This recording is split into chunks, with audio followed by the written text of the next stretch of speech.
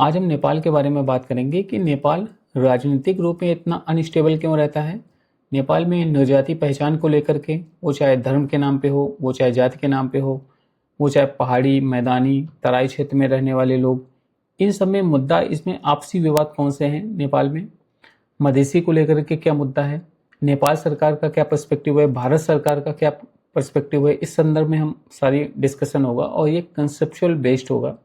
नेपाल सांस्कृतिक रूप में भारत से जुड़ा हुआ है, इसलिए नेपाल और भारत के रोटी बेटी के संबंध हैं। इसलिए नेपाल में अगर कोई भी इंटरनल डिस्प्यूट होता है तो उसका इम्पैक्ट भारत के ऊपर आता है, इसलिए नेपाल हमारे लिए बहुत ज़्यादा इम्पोर्टेंस रखता है। दुनिया में किसी भी देश के साथ भारत के इतने गहरे संबंध नहीं हैं जितने नेपाल के साथ हैं, क्योंकि लगभग 80 लाख नेपाली लोग भारत में रोजगार के लिए रहते हैं, सेना में भी योगदान देते हैं। यहाँ तक कि यूपीएससी के एग्ज़ाम में भी नेपाली भाइयों को छूट दी गई है, वहाँ पे उनको मौका दिया जाता है एग्ज़ाम देने के लिए।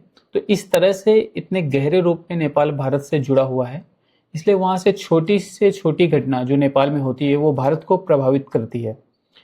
वहाँ पर अगर राजनीतिक अस्थिरता है तो उसका इम्पैक्ट ये होता है कि भारत कहीं ना कहीं रूप में कहीं ना कहीं प्रभावित होता है उससे। इसलिए कोई भी ऐसा देश जो पॉलिटिकली अनस्टेबल है तो वहाँ पर इकोनॉमिक डेवलपमेंट नहीं हो पाएगा। इसका रिजल्ट होता है कि वहाँ पे इथनिक आइडेंटिटी, क्षेत्रीय रूप में इथनिक आइडेंटिटी, जैसे कोई मधेसी है, पहाड़ी है, मैदानी है, इस तरह से समाज एक विभाजित रूप में हो जाता है। ये लगभग इंडिया के जो सभी इमीडिएट नेबर हैं या फिर साउथ ईस्ट एशियन की कंट्रीज़ में छोटे छोटे देश हैं जो इकोनॉमिकली डेवलप नहीं है, वहाँ पर इथनिक आइडेंटिटीज हावी हो जाती हैं। वो धर्म के नाम पे हो, भाषा के नाम पे हो, जाति के आधार पर होता है, जिसका परिणाम ये होता है कि सोसाइटी डेवलप नहीं हो पाती, साइंटिफिक टेम्पर नहीं हो पाता, मॉडर्नाइजेशन नहीं होता उस देश में। इसका रिजल्ट होता है कि वहाँ पर समाज एक विभाजित हो जाता है। तो वहाँ पर राष्ट्रवाद या राष्ट्र निर्माण का एक चैलेंज आता है किसी भी देश के लिए। अब जैसा कि देखा कि अगर कोई भी देश पॉलिटिकली अनस्टेबल है तो वहाँ पे आर्थिक रूप में डेवलपमेंट नहीं होगा, जिसका परिणाम होता है कि वहाँ पे इथनिक आइडेंटिटीज हावी होती हैं। इथनिक आइडेंटिटीज को अगर एक्सप्लेन करके देखें तो जहाँ के लोग, जिस भी देश के लोग अपनी पहचान भाषा के नाम पर, धर्म के नाम पर या साझा इतिहास के नाम पर इन चीज़ों से जोड़ के देखते हैं, ना कि वो राष्ट्र के रूप में स्वयं को देखते हैं। किसी भी देश में, जैसे हम भारत की बात करें तो कोई तमिल है, तेलुगु है, कोई कन्नड़ी है, लेकिन जब क्रिकेट मैच होता है या कोई भी ऐसी घटना होती है जो पूरे भारत को रिप्रेजेंट करती है तो वहाँ पर जो क्षेत्रीय विभाजन है धर्म या भाषा के नाम पर, वो खत्म हो जाता है, वो सेकेंडरी हो जाता है और नेशन फर्स्ट हो जाता है। लेकिन अदर कंट्रीज में जो डेवलपिंग कंट्रीज हैं या छोटी कंट्रीज हैं जहाँ पर इथनिक आइडेंटिटीज हावी होती है, राष्ट्रवाद नहीं होता है या राष्ट्रवाद निर्माण का एक चैलेंज होता है, नेशन बिल्डिंग एक चैलेंज होती है, तो इसलिए ऐसे राज्य जो पॉलिटिकली अनस्टेबल हैं, इकोनॉमिक रूप से पीछे हैं, वहाँ पे ये रीजनल आइडेंटिटीज हावी होती हैं, नवजाति पहचान हावी होती हैं, जिसका परिणाम होता है कि वहाँ पे राष्ट्र निर्माण का एक चैलेंज आता है। तो इसका सोल्यूशन किसी भी राष्ट्र में, जो छोटे राष्ट्र हैं, जो इमीडिएट नेबर हैं भारत के, तो वो भारत के खिलाफ राष्ट्रवाद का निर्माण करते हैं। ये टेंडेंसी देखी जाती है। जैसे हम फॉर एग्जांपल अगर भारत के कॉन्टेक्स्ट में समझते हैं, जब भारत में पुलवामा अटैक हुआ तो उस समय पूरा भारत में एक एकता थी, एक राष्ट्रवाद की भावना थी। उस समय ये नहीं था कौन हिंदू है, कौन मुसलमान है, कौन तमिल है, कौन तेलुगु है, सबको एक रिजल्ट चाहिए था। वो भारत, सब लोग यही चाहते थे कि पाकिस्तान के खिलाफ कोई एक्शन हो, ये सबके मन में था। ऐसे ही नेपाल के अगर कॉन्टेक्स्ट में बात करें तो नेपाल में एक जनजाति है मधेसी, जिसके वैवाहिक संबंध भारत के साथ हैं, सांस्कृतिक रूप में जो भारत से जुड़ा हुआ है।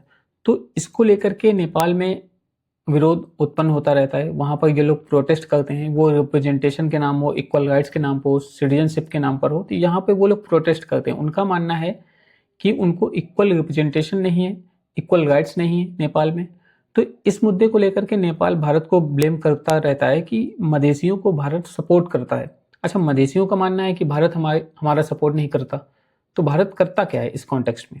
जैसे मधेसी वो समुदाय हैं जो भाषाई या सांस्कृतिक रूप में भारत से जुड़े हुए हैं, जैसा कि ये लिखा है, वो यूपी, बिहार, उत्तराखंड, इन क्षेत्रों से ज़्यादा जुड़े हुए हैं। इन क्षेत्रों की लड़कियों का विवाह वहाँ पर होता है नेपाल में। अब इसमें ये समझते हैं कि राष्ट्र निर्माण क्या होता है, राष्ट्र निर्माण कैसे होता है, इसके क्या फीचर्स होते हैं। जब नेशन बिल्डिंग का मतलब होता है राष्ट्रीय पहचान को प्राथमिक रखना, अपनी अन्य पहचान को, वो इथनिक आइडेंटिटीज़ को सेकेंडरी रखना। जैसे भारत में यूज होता है कि हम भारत के लोग, भारत के कॉन्स्टिट्यूशन में लिखा हुआ है we the people of India. हम ये तो नहीं लिखे we the people of Hindu, we the people of Islam, we the people of Punjabi. लेकिन नेपाल की प्रॉब्लम यह है कि नेपाल में इथनिक आइडेंटिटीज हावी हैं, कोई पहाड़ी है, कोई मैदानी है, कोई मधेसी है। तो ये नेपाल की प्रॉब्लम है। तो वहाँ पर नेशन बिल्डिंग करने के लिए, राष्ट्रवाद की भावना पैदा करने के लिए वो ब्लेम कर देते हैं भारत को। जैसे नेपाल में कोई भी इंटरनल डिस्प्यूट है तो भारत सरकार को ब्लेम कर देंगे कि ये भारत इसका सपोर्ट कर रहा है। वो अपने फेलियर को, अपनी सरकार की लीडरशिप के फेलियर को छिपाने के लिए भारत को ब्लेम कर देते हैं। वो नैरेटिव ऐसा चलाते हैं, भारत के खिलाफ नैरेटिव चलाते हैं बेसिकली।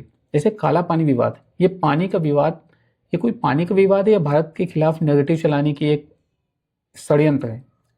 क्योंकि पानी का ऐसा, पानी और जमीन दो मुद्दे ऐसे हैं जिससे भावनात्मक रूप में लोग प्रभावित होते हैं। नेपाल, अगर आम जनता को टेक्निकल चीज़ें नहीं समझ आती हैं, लेकिन अगर वो कह दें कि नेपाल के पानी पर भारत कब्जा कर रहा है, नेपाल की ज़मीन पर भारत कब्जा कर रहा है, तो ये चीज़ें बहुत ज़्यादा रिलेट करती हैं नेपाली लोगों को या किसी भी मनुष्य जाति को।